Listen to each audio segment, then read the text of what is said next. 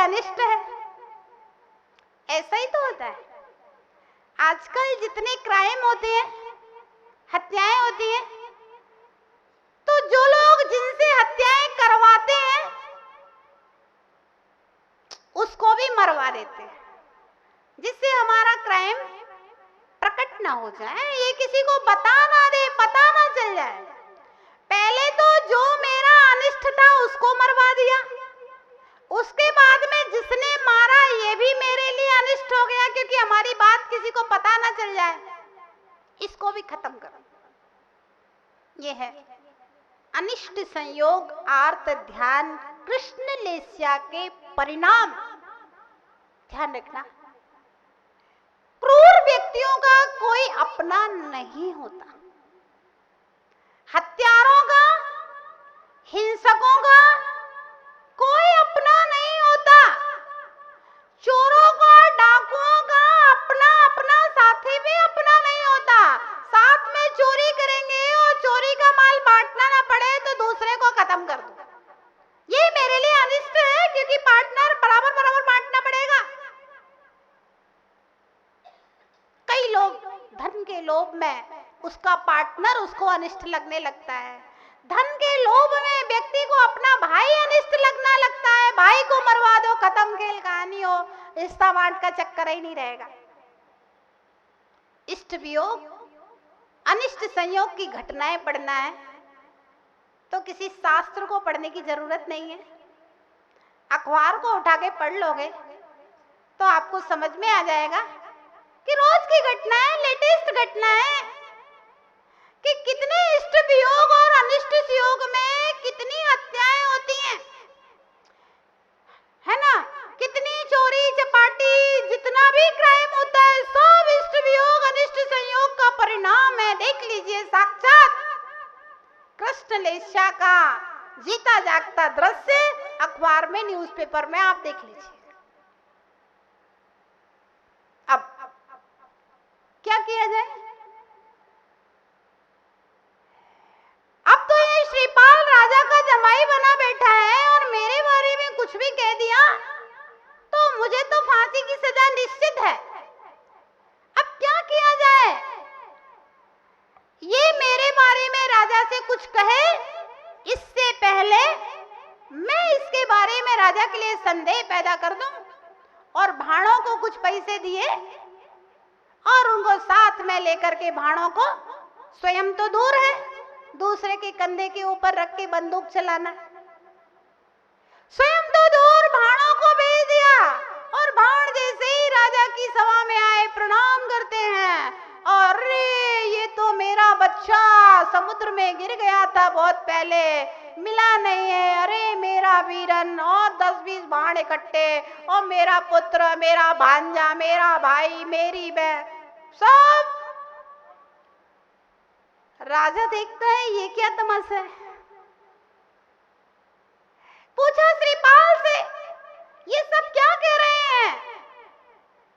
श्रीपाल शांत, कुछ भी नहीं बोले, और वो सब भाण कह रहे हैं, राजा ये तो मेरा पुत्र है, समुद्र में गिर गया था, खो गया था, आपकी सभा में मिल गया है, इस तरह से लगे हैं सब कहने के लिए। राजा पूछता है श्रीपाल से, श्रीपाल क्या ये सब सही कह रहे हैं? श्रीपाल शांत, ना हाँ ना ना। राजा सोचता है मौनम सम्मति, मौन सम्मति का लक्षण होता है, श्रीपाल कुछ बोल नहीं रहा है, इसका मतलब भाण की जाति का है, और राजा को गुस्सा आता है, भाण जाति का पुरुष और मेरी पुत्री के साथ विवाह, फांसी के ऊपर चढ़ा देना चाहिए, इसको फांसी की सजा सुना दी जाती है, बिना कुछ सोचे, बिना कुछ विचारे फांसी की तैयारी हो गई श्रीपाल की, पूरी तैयारी फांसी की, फांसी पर ले जाने का समय आ रहा है श्रीपाल का। गुणमाला आती है, कहती है स्वामी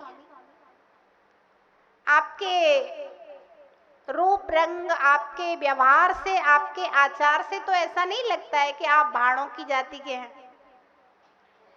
फिर आप अपनी बात को पिताजी से कहते क्यों नहीं हैं? श्रीपाल कहता है, मैं यहां अकेला सत्य को कहूंगा तब भी सत्य का अपमान होगा, मेरे सत्य को कोई मानेगा नहीं, इसलिए बोलना व्यर्थ है। फिर भी गुणमाला प्रार्थना करती है।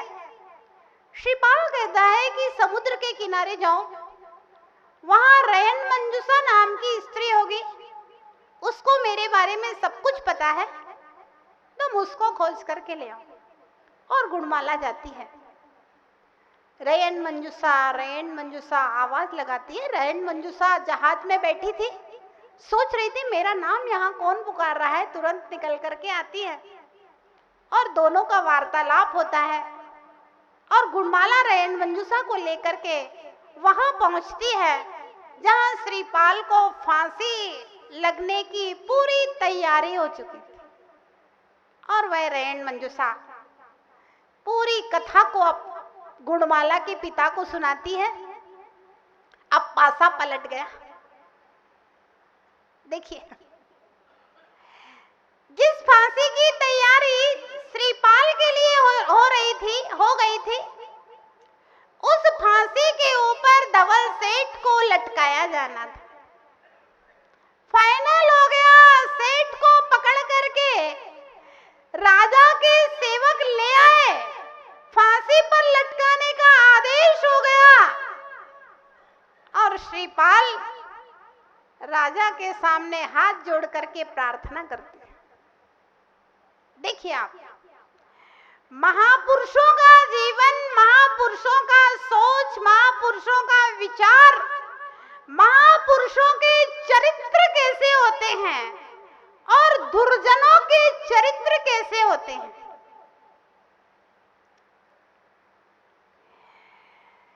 जिसको पहले बलि चढ़ाई जा रही थी, उसकी जान माल से रक्षा की। दूसरी बार जब डाकू लूटने के लिए आए, तब उसकी जान माल से रक्षा की। उसके बाद में उसी को धर्म पुत्र मान करके, धर्म बेटी मान करके रयन मंजूषा को उसके ऊपर नियत खराब कर ली। श्रीपाल को मरने के लिए समुद्र में पटक दिया। उसके बाद वो अपने भाग्य से बच गया। तो फिर से भाणों के द्वारा, भाण जाति का श्रीपाल है ऐसा कहला करके शूली पर चढ़ाने की तैयारी करवा दी। और श्रीपाल का जीवन चरित्र देखिए। जब धवल सेठ को सूली की तैयारी हो गई, उस समय राजा से प्रार्थना करता है। क्या प्रार्थना करता है? राजन, इस धवल सेठ को मैंने अपना धर्म पिता माना है। क्या कहा?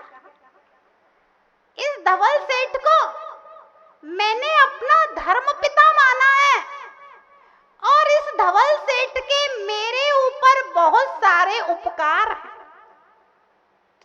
जब मेरे पास कुछ नहीं था, तब इस धवल सेठ ने मुझे अपना बिजनेस पार्टनर बनाया।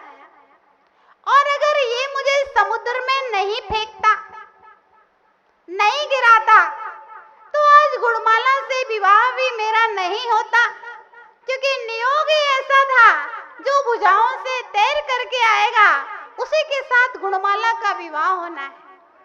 और इस धवल सेठ के मेरे ऊपर बहुत उपकार हैं, इसलिए मैं आपसे प्रार्थना करता हूं कि इस धवल सेठ की सूली को कैंसिल कर दिया जाए। धवल सेठ को एक बार क्षमा कर दिया जाए महाराज। और राजा श्रीपाल की प्रार्थनाओं से, चूंकि ये मेरे धर्म पिता कह दिया था और धर्म पिता कह दिया है, तो फिर उसकी अपराध को क्षमा कर देता है।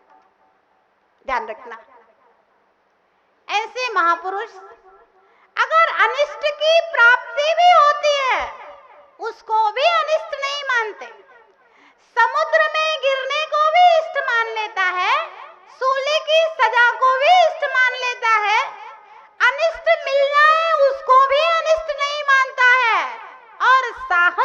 साथ में, धैर्य के साथ में संसार के हर अनिष्ट का सामना करता, संक्लेश नहीं करता, स्वाघात और परघात के भाव नहीं करता, और अति संक्लेश करने से भगवान महावीर कहते हैं भैया अति संक्लेश भाव ते मरियो घोर सब्र सागर।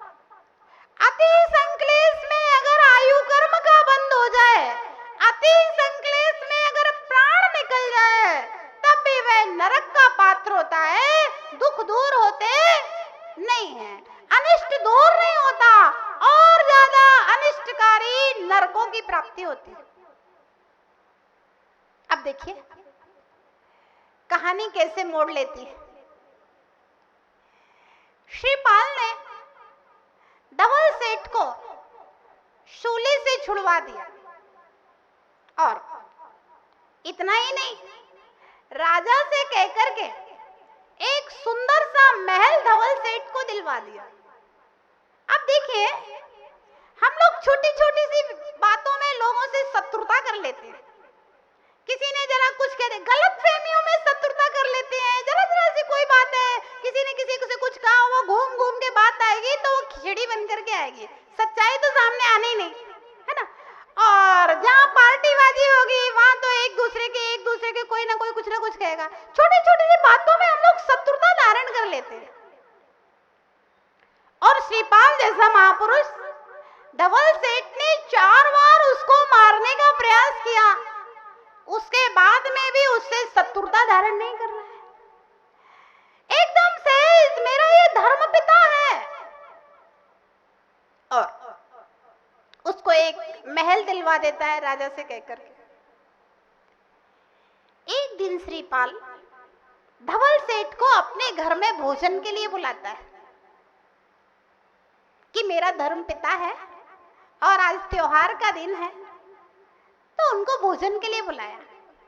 धवल सेठ भोजन की थाली पर बैठता है, सुस्वादु 56 प्रकार के भोग बने हुए थे। धवल सेठ भोजन कर रहा था और श्रीपाल आकर के बड़ी विनय के साथ में पंखा झलने लगता है उसके ऊपर।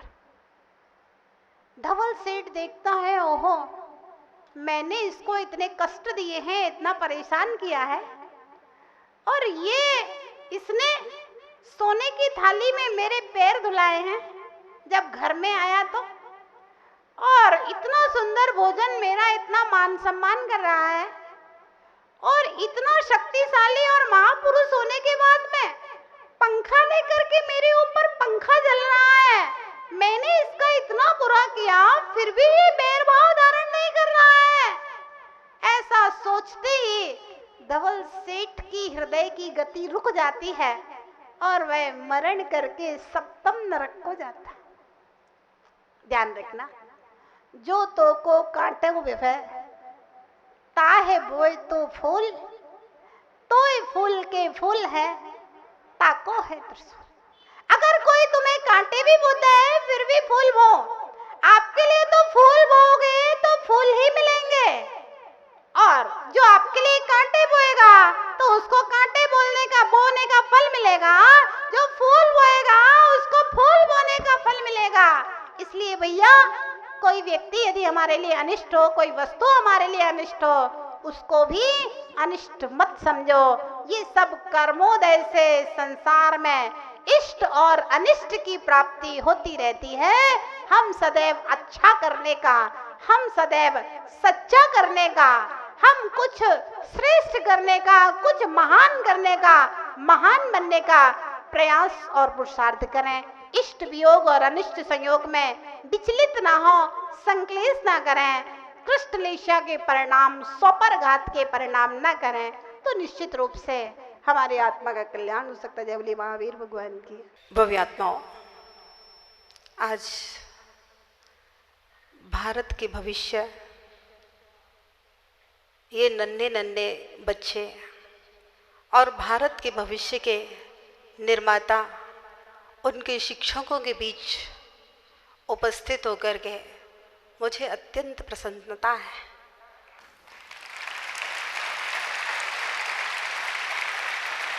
प्रिंस एजुकेशन हब सीकर का ही नहीं, राजस्थान का सबसे बड़ा एजुकेशन हब है। और इस हब के डायरेक्टर, चेयरमैन और संरक्षक एक ही परिवार से पिता और पुत्र हैं, जिनके द्वारा सिर्फ व्यापार के लिए एजुकेशन हब नहीं चलाया जा रहा है, बल्कि भारत के ये भविष्य बच्चों के अंदर अच्छे संस्कार, अच्छी संस्कृति का विकास हो। सिर्फ लौकिक और नैतिक संस्कृति ही नहीं, इसके संरक्षक चेयरमैन उनकी भावना है कि भारत अपने आप में धर्म के नाम पर पहचाना जाता है। विश्व के किसी भी देश में अध्यात्म का पहुंचाने वाला यदि कोई देश है तो यह भारत देश है।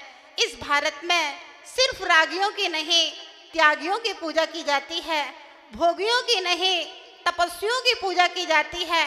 और मुझे मालूम है कि इस भारत देश की संस्कृति आज ही नहीं, प्राचीन संस्कृति उठा करके देख लीजिए। जब भी राजाओं को और राजनेताओं को कभी कोई उलझन होती थी तो वे संतों के पास जाकर के संस्कार और मार्गदर्शन प्राप्त किया करते थे। ये भारत की संस्कृति है कि अयोध्या नगरी के दशरथ के पुत्र राम सिर्फ एजुकेशन हब में नहीं, संतों के, तपस्वियों के आश्रम में जाकर के शिक्षा ग्रहण किया करते थे। याद है मुझे कि जिस समय राम, लक्ष्मण, भरत, शत्रुघ्न के शिक्षा ग्रहण की बात आई तो उस समय दशरथ ने उनके गुरु से कहा था कि गुरुदेव, मैं चाहता हूं कि मेरे बच्चों का शिक्षण प्रशिक्षण मेरे राजमहलों में ही हो और मैं राजमहल में एक तपोवन बना करके संपूर्ण व्यवस्था कर देना चाहता हूं। उस समय उनके गुरु ने कहा कि राजन, राजमहलों में बच्चों की शिक्षाएं नहीं होती हैं, क्योंकि राजमहलों में जो सुविधाएं हैं, राजमहलों में जो सुख है, इनमें प्रशिक्षण नहीं हो सकता। बच्चों की शिक्षाएं तो आश्रमों में जाकर के ही होती हैं और आश्रम में जो शिक्षाएं प्राप्त होती हैं वे शिक्षाएं बच्चे को लोह पुरुष बना करके निकालती हैं। वह बच्चा जीवन की किसी भी परिस्थिति में क्यों ना पहुंच जाए, वह बच्चा हमेशा हर संघर्ष को करते हुए आगे बढ़ जाया करता है।